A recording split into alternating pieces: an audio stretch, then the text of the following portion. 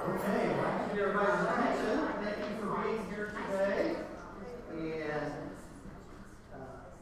everybody's having a good time. I can see that. It's great. I'm glad you're all here. I'd like to welcome our alums back. And what I'm going to do is introduce Dr. Janie Heath, who's an alum and was last year's recipient of the Distinguished Alumni Award. And she's going to come right now and introduce this year's speaker and recipient.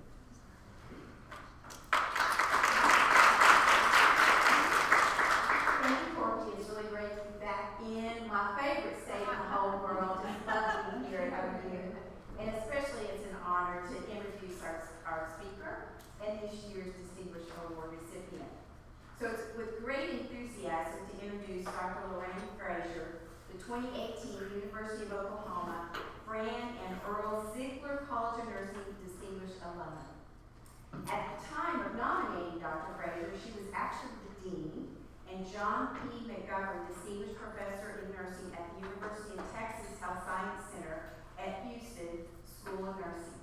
And now, she is the Dean and Mary O'Neill Mundinger Professor of Nursing at the Columbia University of Nursing, as well as the Senior Vice President of Columbia University Irving Medical Center.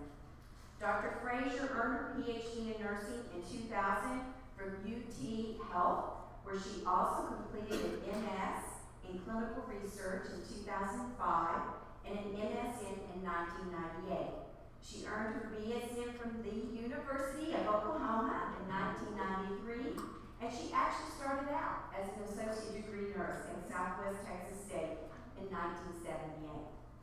With over 40 years of distinguished nursing contributions, Dr. Frazier is regarded as one of the nation's leading biobanking genetic expert. As a long-standing NIH principal investigator with over $4 million in research funding and $3 million in program grants, she has made a significant impact to address the connection between depressive syndrome symptoms and genetic influences on cardiac outcomes. Dr. Frazier is a fellow of the American Academy of Nursing, a fellow in the American Heart Association, a Robert Wood Johnson Foundation Fellow, and a fellow of the AACN Wharton Executive Leadership Program. As a prolific scholar, Dr. Frazier is an authentic academic nurse leader who continues to make a significant impact to advance nursing research, education, interprofessional collaboration, and academic partnerships. And I'm so glad my colleague, my dean colleague, is wearing University of Kentucky blue colors. I'm showing that just for me, right, Lorraine? Please welcome Dr. Frazier.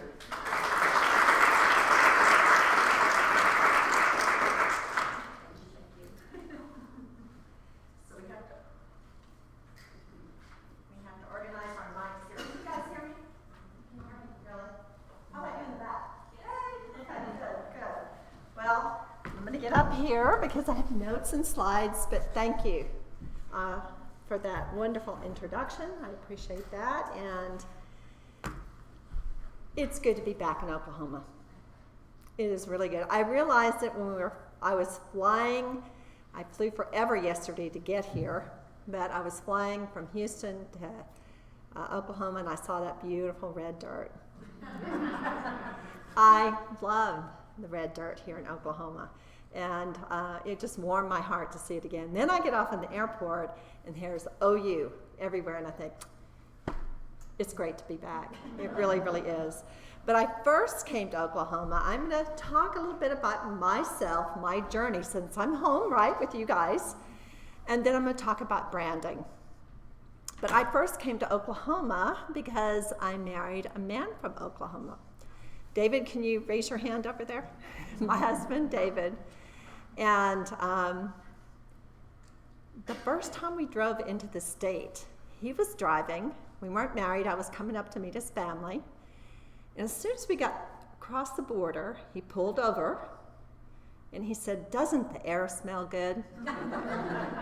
Isn't the grass green here? Isn't this wonderful?" And I thought, this guy loves Oklahoma. And so we found ourselves probably a year, we got married, and about a year after that, found ourselves in Duncan, Oklahoma, and loved our time there. And In fact, his grandparents lived there.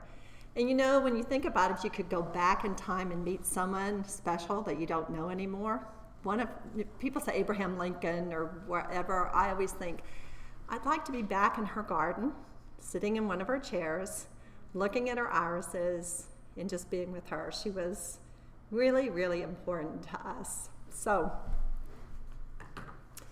I'm going to get a little emotional with this. I don't want to. You're going to have to help me. So, we came to Oklahoma. But let me tell you about my calling to nursing, because I think we all received a calling sometime in our lives. And our calling is very much the same. My calling was, for you, some of you already know this, I was born in Northern Ireland. And we immigrated to the United States. And my parents, we were not very good immigrants.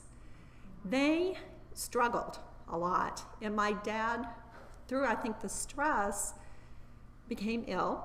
He had strep throat and he got glomerulonephritis. So we ended up in the hospital a lot as children with him, worried to death about being in this new country. And I would be around the nurses and the doctors, and I'd think, don't they know what my family want to hear? I mean, why can't they just tell us what we want to know? And I thought, one day I'm going to be in their shoes, and when there's a family like mine here, I'm going to know exactly how to make them feel comfortable, and I'm going to know exactly what they need to hear. So that really brought me into nursing, just I wanted to bridge between the knowledge and emotional needs of that patient. And so, remember your calling. So we moved to Duncan, and we had a daughter, Molly, of course, an Irish name, Molly Kathleen.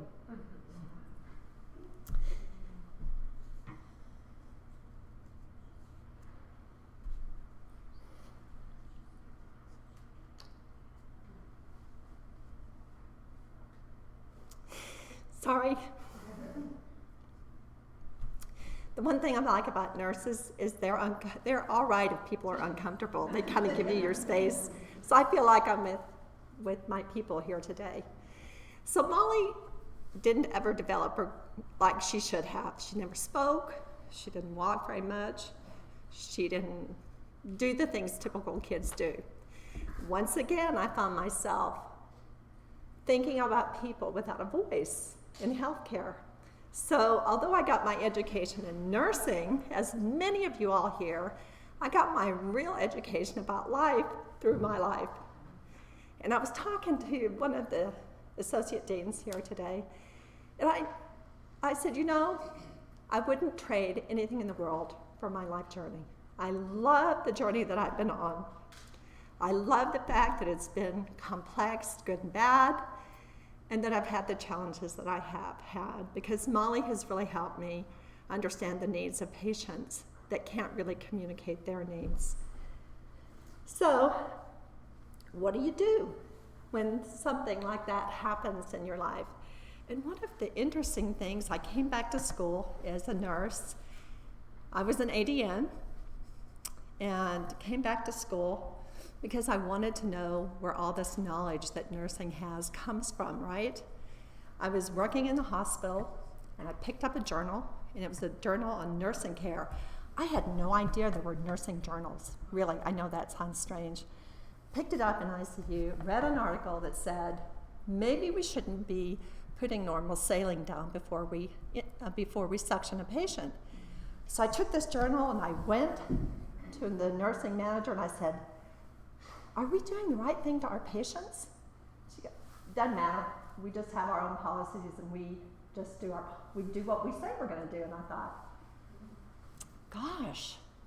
So I guess it depends on which hospital you're in as to what kind of care you get, and who wrote this article, and is there someplace else in nursing that really directs what we do? And so I found myself going back to school, and I came back to OU. I came to OU.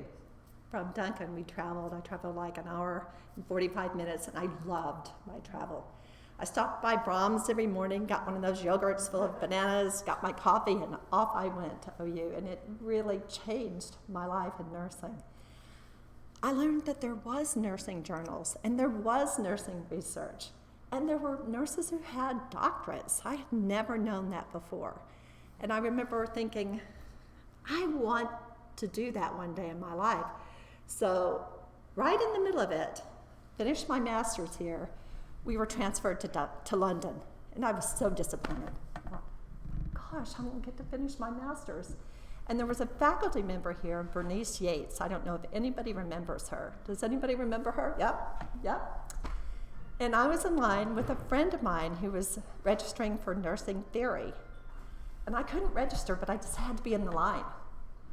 And Bernice came up and she said, why don't you stay here and I'll go to London? Just go and enjoy London. And I did. So the nursing faculty here really helped me. Can anybody give me a Kleenex? Thank you, David. That's why I have a husband, wonderful husband. Thank you. Then the other thing that helped me, if I can't tell you with the faculty, was there was an older faculty member here, and she taught in the graduate school. And I wanted to talk to her because she didn't have any children. And I wanted to see, was nursing enough for her? Was it a good career that I could invest my life in? Because I didn't want to have any other children. I was afraid that I would have another child with disabilities because they didn't know what was wrong with Molly. So I remember sitting in her office. She looked at me like, who are you? And I said, I have a question for you. And she was older. I wish I could remember her name. She was probably my age. And I said, are you self-actualized? She just looked at me. And she said, why do you want to know? And I said, because I want to know if not having children, typical children, in your career in nursing and what you've been able to do with your life, has it been worthwhile? And she said, oh, yes, it has. And I remember leaving her office thinking, okay, I can do this. So when I went back to school, eventually it wasn't to do anything but to teach nursing and to lead nursing and to think about that nursing research. And I was committed to doing that with my career, and it has never disappointed me yet. So we came back from London. I came to Texas. We didn't want to go to Texas. I wanted to go back to Oklahoma, but David's job took us to Texas. The first thing I did was go and sign up for school. And I completed my master's. Then I went into my PhD, and I was just amazed at the opportunity to get a PhD. It meant a lot to me. And I had a great advisor. She was very important to me. I don't know if any of you all know. Do you know Pat Lear? Does anybody know Pat? So Pat and I had the best education. If you're ever going to get a PhD, you make sure that you have a really good advisor.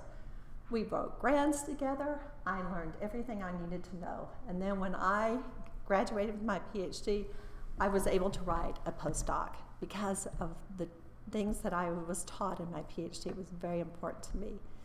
So I studied the impact of stress on the body.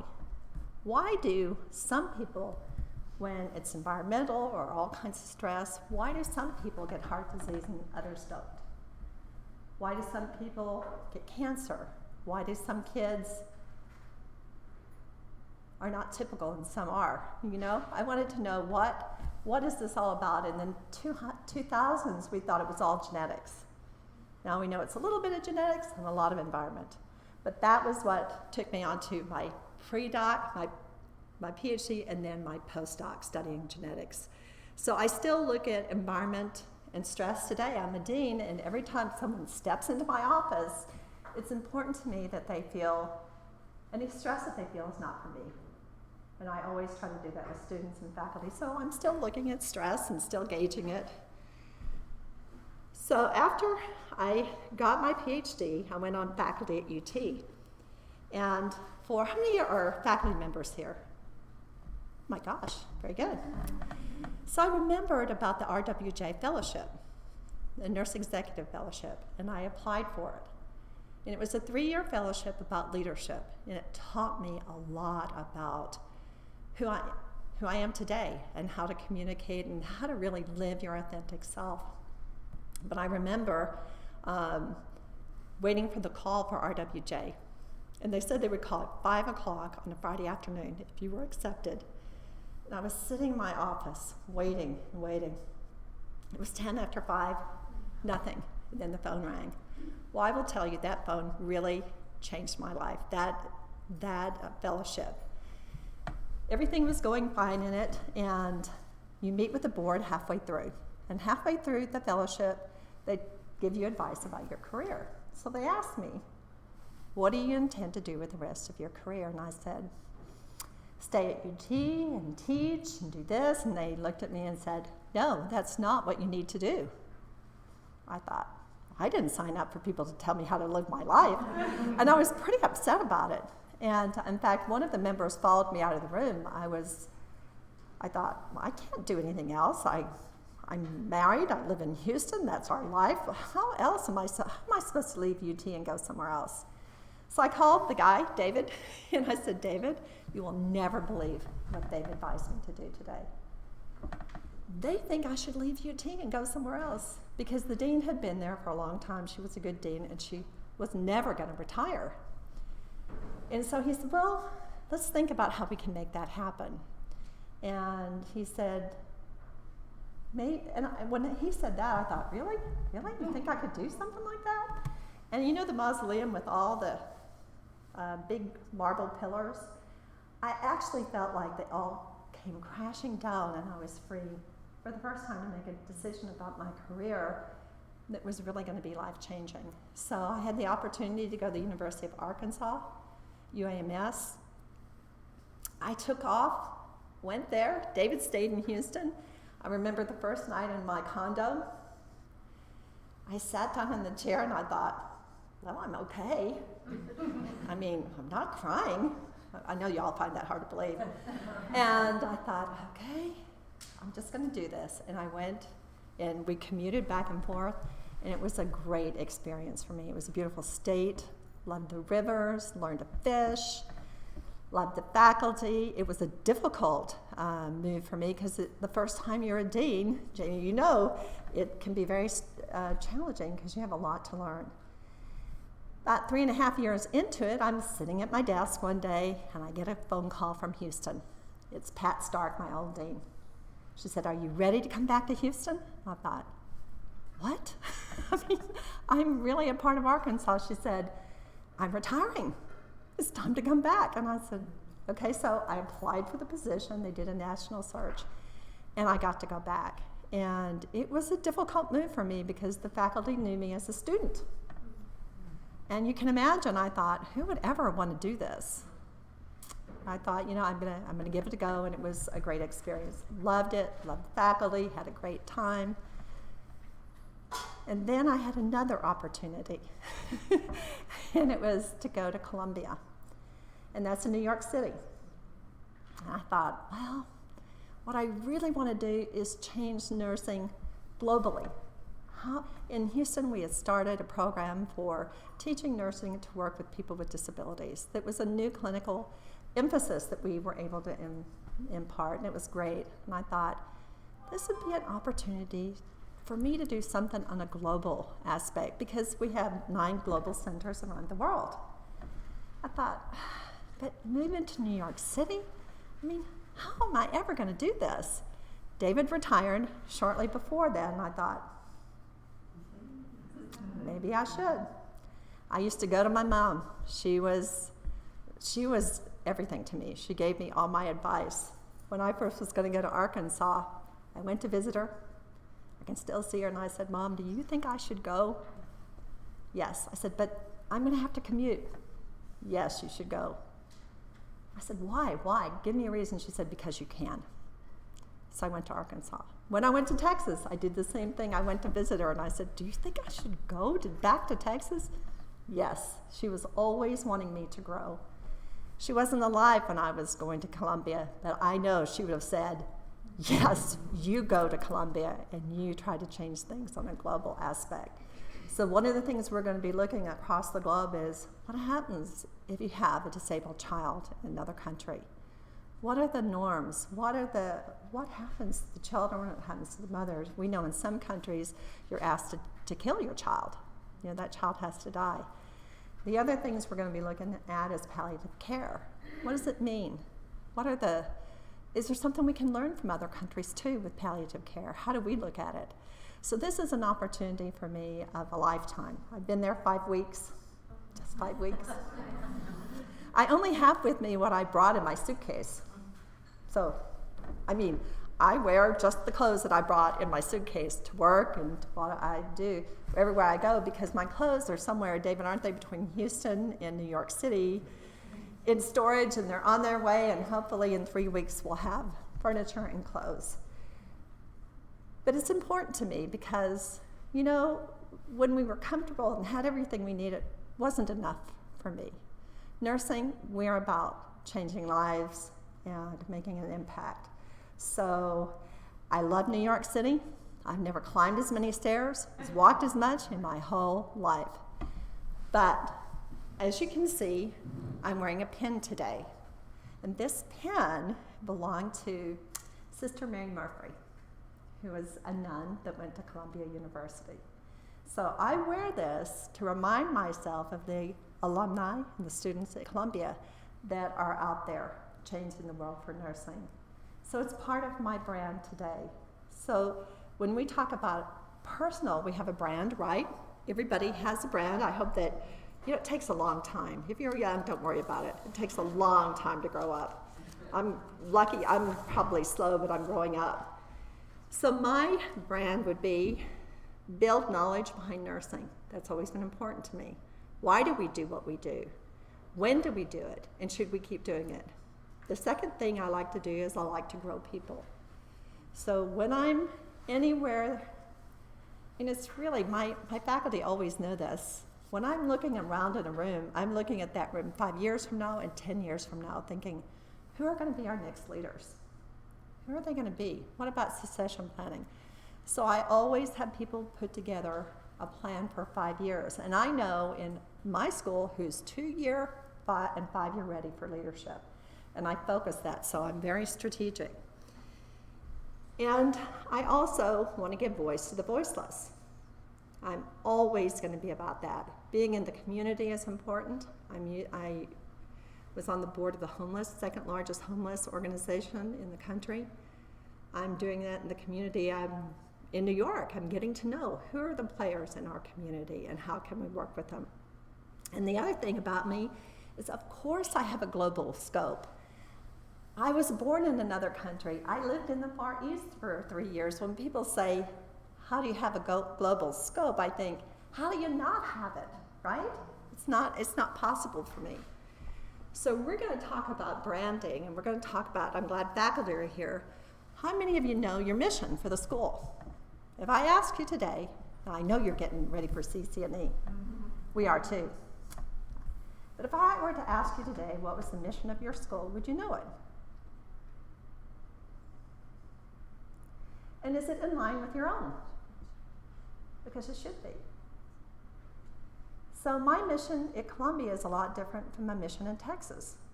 There's not a good or bad mission. You should know what it is, and your school should be going in that direction, right? So the mission in Columbia is global in scope. The last phrase is global. So every time I meet with faculty, leaders, we look at that plan and we think about what are we doing, and are we really global in scope? If we're not, let's remove it. But think about your personal mission, think about the mission of your school. So I'm going to go, let's see how I move these slides. The other thing I think in branding is don't look to become a person of success, but look to become a person of value. At lunch we talked about that today. It's not about how many degrees you have, how many grants you have. It's about, are you doing something of value? That's what brings us into nursing, right? To do something of value. I think that's what we get into nursing burnout today. Never has it been more difficult for nursing graduates than today. They go into a hospital, they have computer systems, they're checkboxing, checking out, they have to check all these boxes, and they have a patient who's systems oriented. So there's a big discrepancy of where they are. But we have to become a person of value. They still want to become a person of value, and that's why they're being burnt out sometimes. So what we tell our students is, sometimes during that day, sometime connect to a person. Sometime during that week, maybe, connect to a person. And remember why you came into nursing. And it will get you through those endless check boxes, and it will get you through those endless days. And as nursing faculty, what brought you into nursing, it's really important to look to become a person of value. So, you need to increase your value. How do you do that? It could be education, it could be experience, it could be RWJ leadership opportunities. I think we need more of those. But you need to differentiate yourself from others. Just like schools are different, our missions are different. How are you different from other people? And demonstrate sometimes more value. You know, I always tell people, choose what you're going to do in 10 years from now, not 5 years from now, or not next year. But think about how you're going to add to your value to get where you're going to get. Brand. So what is a brand? I love this definition. It's perception or emotion maintained by a buyer or prospective customer, could be your employer, describing the experience relating to do business with or consuming a project. Okay? So a brand is what people say about you when you're not in the room. So what do they say about you? Do they say, she cares about people's careers? Do they say, no, every time I walk into the room, I'm very stressed? People that work with you never forget that you're the guy with the hammer in your hand, right? You can't take that away from them. Every time I go in to see my president, I'm always respectful of his position. But do you have a brand that makes people comfortable, those students comfortable, patients comfortable?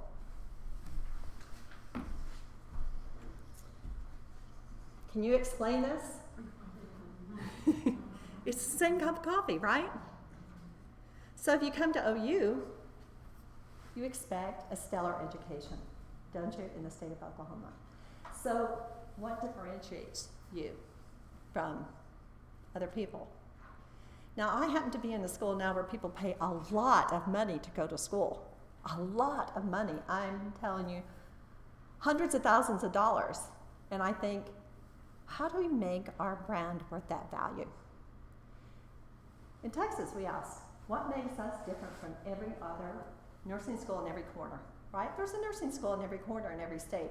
So what makes OU different? For me, as a student, it was knowing that I had a faculty that I could go and ask, are you self-actualized? And that she could relate to me as a person, and that I felt comfortable to do that. I've been here not very long this time, but I can tell you, you guys have that kind of faculty. And I think that's really important, and it speaks for your leadership. So think of yourself as a brand that can charge a premium. So I would ask you also, what's your personal brand? What do you bring to the table? What do you bring to OU? What do you bring to the students? What do you bring to the students when you're teaching them? Education is going to change so quickly, so quickly. If we keep doing the same things, the nursing students that we graduate are not going to be competitive. I don't know if you guys read about AI, artificial intelligence, how it's going to change what we do. It's going to change a lot of things about our life. I would say it's going to change a lot of things about our students' life, much more than our lives. Pathologists, radiologists, dermatologists, there's a lot of things that AI is going to be able to be very specific about when they diagnose. So the future healthcare worker, what are they going to look like? I think they're going to look like someone who can relate to people, understand data, and they may not be the nurse or physician title. I don't know what it's going to be. But what are we doing to think about that future for the future students? Are we sitting teaching the way we always teach, teaching what we always teach? Are we bringing outside of these walls? I would say if you have a PhD student who's only getting their education in this building, that they're doing themselves a disservice. So think about all the different ways to teach. I remember, and everybody's different, but I remember sitting across from one of our older faculty members, and she said, I've decided today not to learn any more technology. And I thought, she's just retired. We can't do that. In nursing, remember, there was a time only physicians listened with a stethoscope. I presented my doctoral work to University of Tokyo in 2000, and it was on blood pressure monitoring over 24 hours. I got one question. What was the nurse doing taking a blood pressure? And I thought, we take blood pressures in the United States. I couldn't believe it. So we come for nursing in the United States drives what they do globally. So think about the tools we use today. If you had a toolkit, what would it be like? What would be in it? Are you going to add to that toolkit? We're adding data. We're adding interpretation. Think about picture it physically in your mind. And this came to me because I was talking to somebody at an event a week or so ago, and she said, my mother was a nurse, and my father was a carpenter. And they both had a little bag of tools. And I'll never forget my mother's tools. I thought, she probably thinks we're using the same tools. Do we think we're using the same tools? So let's expand our toolkit. We do it because the rest of the world is going to do it. So what are you doing? And is your brand of this school going to be one that people come and really are leaders around the state of Oklahoma and in the United States, or is it going to be a school that just continues to stay where it is today? And I would say that from every school. We can't stay where we are today. So your personal brand is an emotion or a perception maintained by someone who's having an experience with you. It's a promise. So it's a promise to a student that every time they come, you're going to have their back and support them and want the best for them. Give them the best information and be the best you are because you're keeping up with things and you take your job seriously. It's a promise. It's an experience you have with that person, and it's a relationship. There's not too many things in this life that are not about relationships. I can't think of any. Think about how you communicate. It's powerful, clear, positive idea that comes to mind when people think of you. It stands for who you are. It's everything that you do or say impacts your brand. Everything does. And you may not ever be able to recover from the way you treat people. Nursing hasn't always been historically good at treating each other well. You guys remember that? Or some of y'all from my generation. But we're changing. I tell the students today, and I tell people that I meet, when I went into nursing, I had 3 choices. Can anybody relate to that? I could be a nurse. What else? Teacher. One more? Secretary. And I remember sitting on the steps of my house and thinking, teacher, a secretary, or a nurse? And we had really sharp women that went into nursing. And our schools were great. You didn't have to go to private school. We had great schools. And then it became, I always use the word sexy to go into engineering, to go into, whatever the rest of the world does. And we lost a lot of students. Well, you know what? It's sexy to come back to nursing today. People want to be a nurse, and they want to be a nurse because they want something meaningful, and because nursing is going to change the future of healthcare. And it's not going to be because we make a good argument for it. It doesn't matter what we say at our conventions. It's going to be the future of healthcare because we are needed across this country. If we have a good toolkit, we know genetic counseling, we know how to use data. We're not diagnosing all the time. We're implementing things throughout this country. Nursing is going to be incredibly important. So they're coming back into nursing. Let's treat them well. Let's help them. Let's get them in. Let's give them what they deserve. So it's not what we say about ourselves. I could say, my school is the best in the country. You know what? Because the university, I'll just pick the state of Hawaii, is where it is.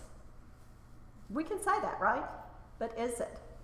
So it's not what you say about yourself. It's your education. It's your interaction. For me, it was my RWJ leadership. It meant a lot to me. I'm an extension of my employer's brand. Today, my employer is Columbia. I'm an extension of their brand wherever I go, and I know that, even though I'm wearing Kentucky blue. You're an extension of your brand, and you have a presence in social media. People can Google you. They can Google your students. So manage that presence in social media. So benefits to managing your brand, what is it? It creates that differentiation. Then think about your school and think about yourself. It improves your confidence, right? If you know your SIM center is amazing and the students are doing great things because they're making the mistakes in the SIM center, they're not making the mistakes in the patient area. You love that. You have a lot of confidence in that. It increases your visibility.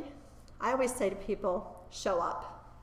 If it's your personal brand and there's something and you're really tired, and I have been there so many times, get up, get dressed, and show up. So in the Health Science Center here, how many of you all show up to events throughout the Health Science Center? Lectures at the medical school, lectures at the School of Public Health, show nursing space, show up. Show up at donor events. You know what amazes me? Donors don't get paid and they show up. We should show up. And allow yourself to pick and choose jobs and assignments. So establish yourself as an expert. Build a solid reputation in and outside of your industry. You know, I was reading a book the other day and it was talking about scientists. Nurses are scientists. We publish everything. Where do we publish? Nursing journals. Who reads nursing journals? Nurses. Who needs the information? How do we do that?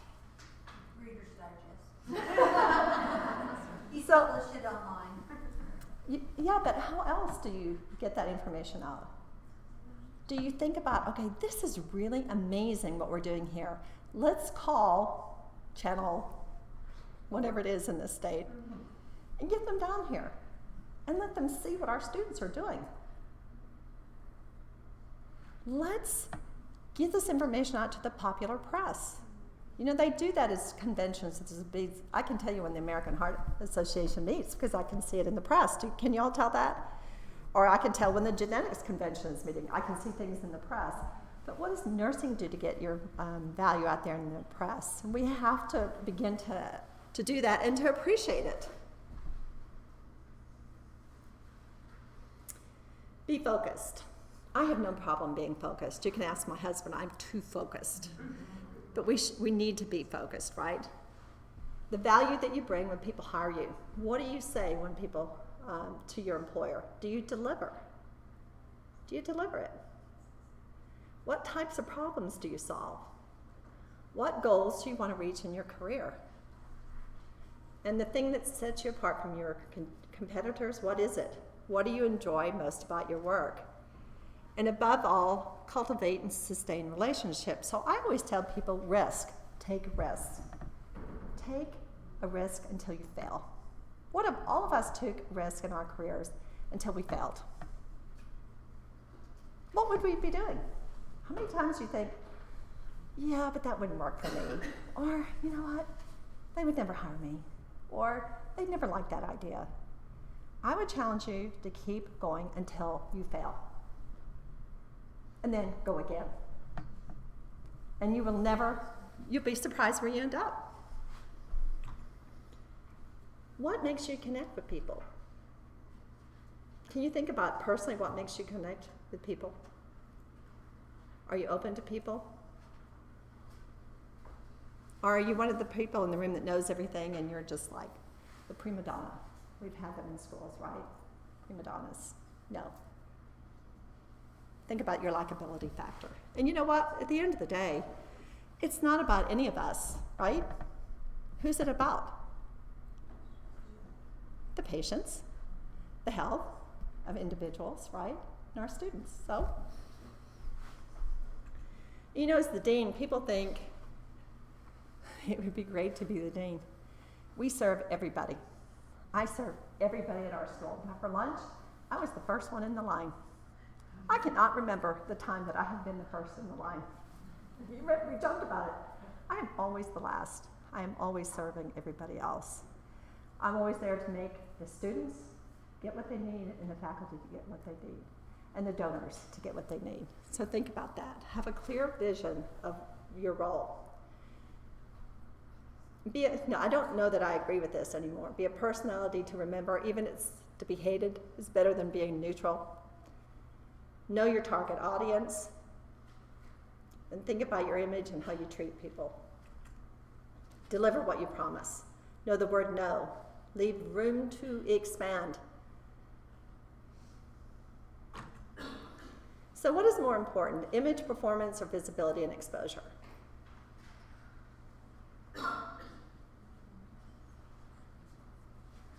They're all important, right? Are you tending to all of them? And this is a very important question. Are you working for an organization that values you? You're important. You know, I was in the elevator the other day. I'm sure many of you can relate to me.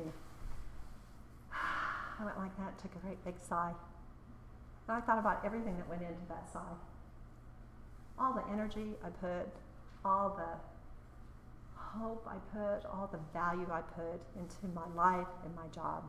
What we bring is important. Make sure that where you are, that you're valuable, because you have a lot to offer. Nurses give a lot of energy to their job, so make sure that you're valued. And does your culture needs to allow you to achieve? So visibility, when you get it, you better perform, right? You better be able to step up there. Early career, get experience. We were talking about our students today.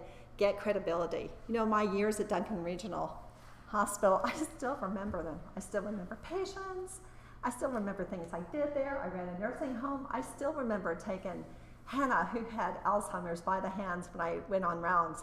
And then she got to follow me, and the other patients would say, "Why does she always come with you?" I'd say, "Because she likes to get out of her room. She doesn't get to get out every day."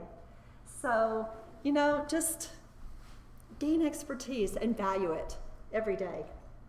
At the senior level, when we finally get up there, and it doesn't take long in nursing, if you're a leader, be a servant leader. And if you don't know what servant leadership is, get a book about it and think about it and read about it. Because if you're a nurse, and if that calling was about helping people, and you're not a servant leader, you're not going to be authentic, and you're not going to be happy in your role. So be a servant leader. Communicate. Be transparent. You can't grow people if you don't give them information, right? Don't hide information, but show it. Everybody really should know how the school runs. Everybody should know about the budget. Everybody should know about the opportunities.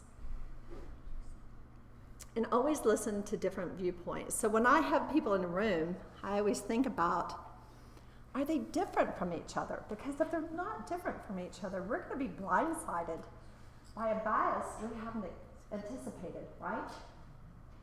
So make sure when you're at a table that you've got a variety of people around you, or you're not going to make a good decision. Most of us are not identical, but we're more alike than not. Focus on your current job performance. Do everything with a sense of urgency to win. Develop a reputation that delivers more than you say you're going to deliver. Not what you're going to deliver, but more than you're going to deliver. What would that be to you? What would it be? Innovation? Thinking about another way to do what you're doing? Think about giving more. Be proficient. The last thing on this list is important. Learn finances. People who manage the budget have the power, right? So, and if I had to say anything was more of a struggle for me, it's that. And it's not because it's difficult, it's probably I'm interested in everything else but I take time to look at the budget. Don't be afraid to take a hard job. Be comfortable, be confident, take risk. So and I have a slide in here, and I think it's important. If you feel like you are confident to take a job, it's probably not the right job for you. If you have everything that they need, it's not the right job, right? So at RWJ Johnson, we always used to say, if you're comfortable, you're not where you need to be.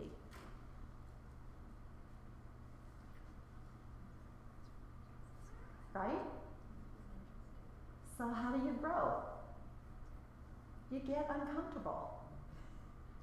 Don't you? So when is the last time you've been uncomfortable? Maybe it's today. I tell you, I'm uncomfortable living in New York City. I've had to find my way around, but you know what? It has been such a great experience because my mind is just growing and thinking and just putting it all together. Be uncomfortable. Make yourself uncomfortable. And make your students uncomfortable. Challenge them. So this is advice for a successful business career, and I like it. Don't whine. Constantly develop. So you should have your own development plan. For PhD students, I always say you need a timeline.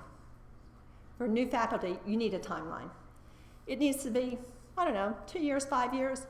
You need to have when you're going to publish, what you're going to do, when you're going to go up for promotion, have a timeline. I used to have one on my desk that I would look and honor. Figure it out and keep to that timeline. Do you have a timeline? Are you constantly developing? And let people know your needs and desires. A lot of people sit around waiting to be discovered. Well, I just know that they'll come and ask me to do that job because they've got to notice what a great job I'm doing. Let them know your needs and desires. Let them know your aspirations. Talk to your boss the next time. Gary's going to kill me. I know he is. The next time you see him or her, let them know, I'm thinking about such and such. This is where I want to go with my career. Help me get there. And then think about the skills that you need to achieve those goals. Have tremendous energy. Be an energizing bunny. And see change as an opportunity. If things are not changing around you, you're not paying attention. Change is happening. So there's a book I'd like you to read. And it's a very challenging book. You're not going to agree with all of it. It's called 21 Lessons for the 21st Century. It's going to challenge the way you think about your world. It's going to challenge the way you think about your students' world. It's going to really challenge you in every aspect of your life. You won't agree, as I said, with all of it. But if you should be reading, what books are you reading? How are you staying on top of your game? Because if you're not, how can you say that your brand is the best? How can you say that OU is the best school if you're not staying on top of the brand? Kids come to school to learn about the future as well as the present, right? Their parents expect them to be lifelong learners. How are we challenging them to do that? That's really our job, because if you read what's coming in the future and you're not preparing kids to think differently, you're doing them a disservice, particularly if you want them to be leaders, and particularly if you want our nursing profession to lead in change. And I happen to think we should be some of those leaders. And the reason I think that we should be leaders, it gets back to my calling. Because we speak for people who don't have a voice, don't we? Who do we work with a lot of times? Who else is going to have a voice for people who are marginalized in our communities? So challenge those students and challenge yourself and give what you say you're giving. I love this. I have a card, this on my desk. I happen to like turtles. Swim with the current. Be a good navigator. Stay calm under pressure. How many times do we have to do that? Be well-traveled. Think long-term. Age gracefully, that's getting to be more of a challenge. Spend time at the beach. So remember, someone with all the skills for a new job probably wouldn't want it. So when you're looking for a new dean or a new leader, be very cognizant of who you want in this job and what your brand of the school is and where you're moving the school. I can say that as an alum, right? I have some ownership for the school. And when I say I got my undergraduate from OU, what does that mean? It has to mean something very special to the state of Oklahoma, right? It was important to me. I wouldn't have the job I have today if it wasn't for OU and Pat Lear, who took so much time with me when I was a doctoral student. I always call her and tell her, Pat, we've got a new job. Because I really consider her my partner through life. She invested in me. So you all invest in students, and how does that pay off for them, right? They'll still remember you years from now. Energy, energize, edge, and executive deliver the results. So these are a description of my strengths. When you do leadership training or you find out where your strengths are. I'm an achiever. That's just who I am. It's not good or bad. I love input. I love to have input. If you're at the table somewhere, you're going to have to give your opinion because I don't want your physical body at the table. I want your mental, emotional, spiritual, and your physical body at the table. So I'm going to ask for input, and unfortunately, I'm going to give input too, right?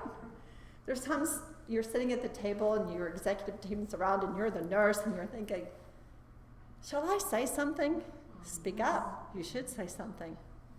I was on a team of scientists and I was the only nurse. And the leader, when I talked about the patient, who was a sample on the table, wasn't a physical patient, he said, Lorraine, would you get off your high horse, about the patient? And one of his managers said, she's a nurse. She is never, ever going to forget that patient. She is always going to think about them. So, yeah, speak up. Strategic, be strategic. I say to the kids of the world today, either you get involved with the changes that are going to happen, or they're going to happen, and you're not going to like them, but you're not going to be able to reverse them. Today, more than ever before, change is coming, so get involved. Be an activator, make things happen. Get the resources for things to happen. If you don't have resources, get out there and get them. And be futuristic. Have a mentor. Does everybody in this room have a mentor? Have a mentor. Develop a timeline. You should have your timeline. I have a timeline. It scares my husband to death sometimes. Keep it visible and honor it. Get a coach. Keep up with the world. The world is not in these walls. The world is not even in the walls of the Health Science Center here. Keep up with the world. So these are things, if you read the book that I'm suggesting, he suggests that we should be equipping our students with, right? They should be good communicators. They should be good collaborators. They should have critical thinking skills. And they should be innovation. They should be good at innovation. The facts you teach them, they're going to forget. They're going to be outdated soon. If your students leave and they're good at these 4 things, they'll be prepared for the future. Is that what you're giving in your brand?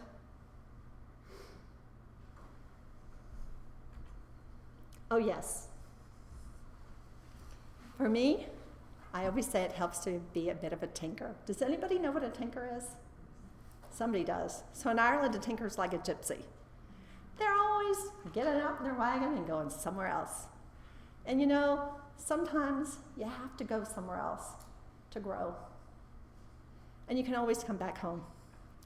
But I would suggest that you make the most of this life while you have it, and make the most of this profession while you have it, and take it and cherish it and prepare it for the future. I always think, we're not leaders, but only for a short term, right? We're only holding this profession for a short term. It'll go over to someone else. Let's prepare them. But while we're here, let's give it the best that we can, because of that teacher who said to me here at OU, yeah, this is a good thing to give your life to. Nursing, you can change lives. And that's important. We do great work. We don't sit every day and think what we do doesn't touch people. It does. So for the faculty here today, thank you for what you do for the students. Thank you for the students. I talked to some students, and so let's support each other. And as OU grads, I'm proud to be here and extremely proud of what you're doing here and what you've given to me for my future. So I should probably call you guys and say, every time I get an opportunity, thank you for helping me along, because we're all part of the one family. And I am very, very honored to have this honor of being a distinguished alum of OU. I'm very pleased and privileged and honored that you have chosen me. And I promise you to do my best to keep in touch and to remember to talk about OU as I go in other places, because, you know, it's important. We build. Someone said to me, I don't know, I was turning of a certain age. I can't remember which age it was. Don't you wish you were 30? I said, no. I am everything I was at 30 and more. So my OU education was very important in my life and will continue to be important. So thank you for your time. And I would like to meet you all if you have time. I know we're going to have an event after this. Is the reception after this? No. I don't know what's after this. But does anybody have any comments or questions of me? Would anybody like to share what brought them into nursing? What value they had that gets them up every day? Now, I know you're all thinking about it. I think it was my mom that was mentor for me, and I related to that when you were speaking. Your mother. She was always encouraging. Was she? Yes. So you're an extension of her She now. lived till 99. Oh my word. She was still baking chocolate chip cookies and sending them to soldiers. Oh. And she didn't use a walker, she didn't use a cane or a wheelchair. She lived her life. Serving others, it She sounds lived like. her life. I think mothers have impacted a lot of us. Thank you for sharing that. Anybody else? What have your students asked? If I asked one of your students, what would they think your values were?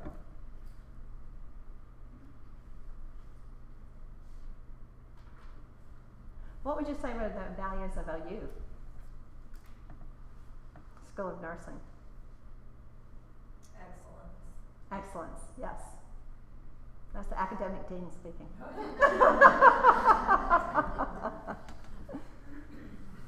Barbara. I would say the school has always been one that looks to change.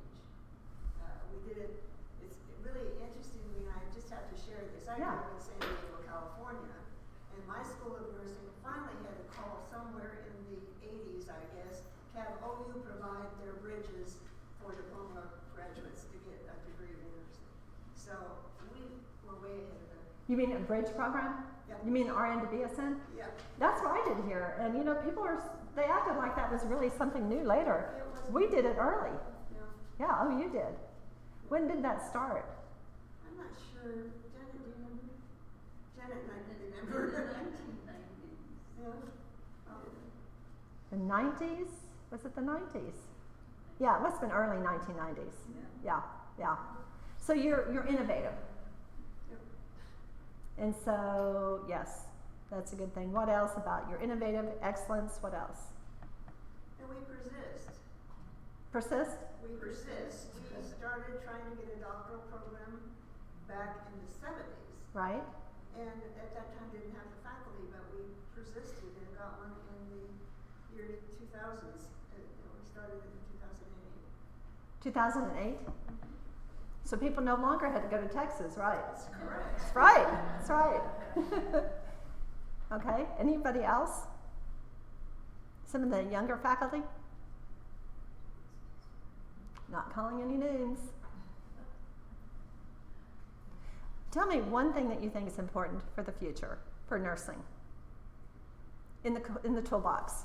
Being innovative in how we're doing our pre-licensure clinical education. I mean, what are we doing that's different from what we did 20 or 30 years ago? How are we better preparing our students for this complex system? And how are you doing that? So I would love to pick your brain on that. How should we be doing that? What does that look like? Yeah. Well, I think I guess the questions I ask is, you know, we have a great sim lab. How are we using that? How are we using AR? I mean, VR, virtual reality. Have you started using that? Has anybody started it? You started it? Virtual laboratories? Yeah, where you go in and have a virtual patient? Oh, no, not that. Somebody would contact you, contracted my little program to do that, but there's cost involved, so we. Yeah. Virtual reality is going to be cheap in the future. I actually experienced it and put the glasses on. I was the last one. I thought, it's not because I was a servant leader, it was because I thought, I don't like this. So I put on the glasses, and someone had the glasses across the table, and there was a patient in the bed. And he said, I still see him, he said, I'm having trouble breathing. And I thought, oh my gosh.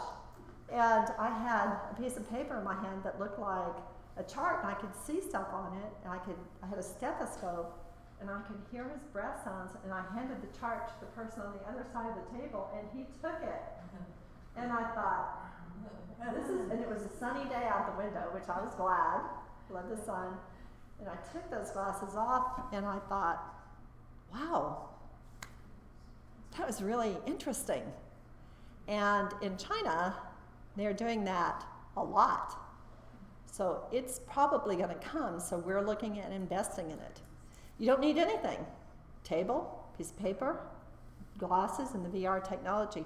They're developing that. So I would say, look at it, think about it, and think about technology helping you. Think about telehealth. Think about using technology that's already been developed in the nursing arena to make life easier for older individuals. You know, you have the rental center here. Think about people, the greatest problem this country has right now and will have in the future is keeping people at home longer as they age. We cannot afford to take care of them. What's that going to look like? How are we going to manage those patients? We're going to have to manage them. So how are we going to make it easier on ourselves to do that? I constantly think about that. Constantly think about how we're educating.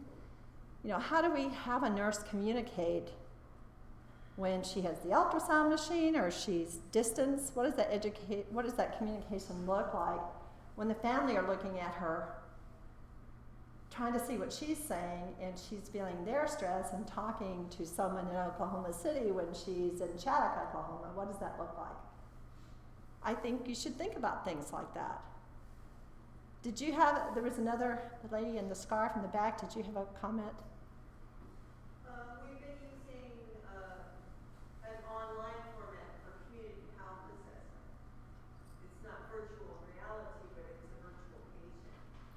So it's in that pathway. So what is the patient? Is it a virtual patient?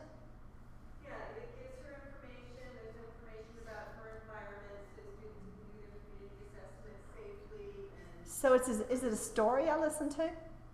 So there's no visual thing. It's so it's visual. Is it?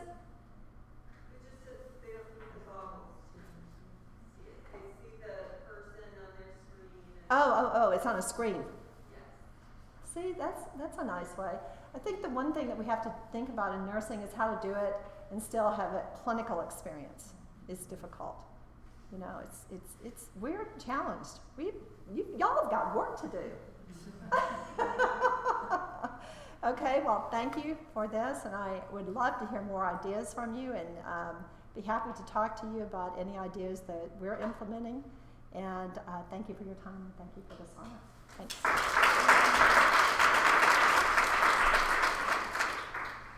Who do I turn this over to? Anybody? Nope. Okay. And we have a break now, but we are going to come back in. I think that the schedule says 3:30, we might move that up a little bit.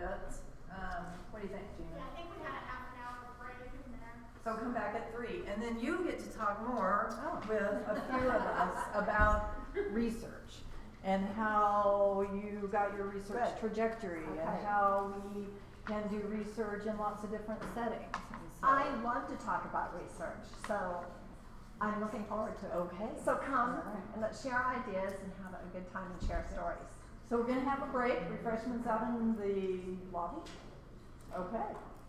See, it takes a team. We get Let's take a team to do it.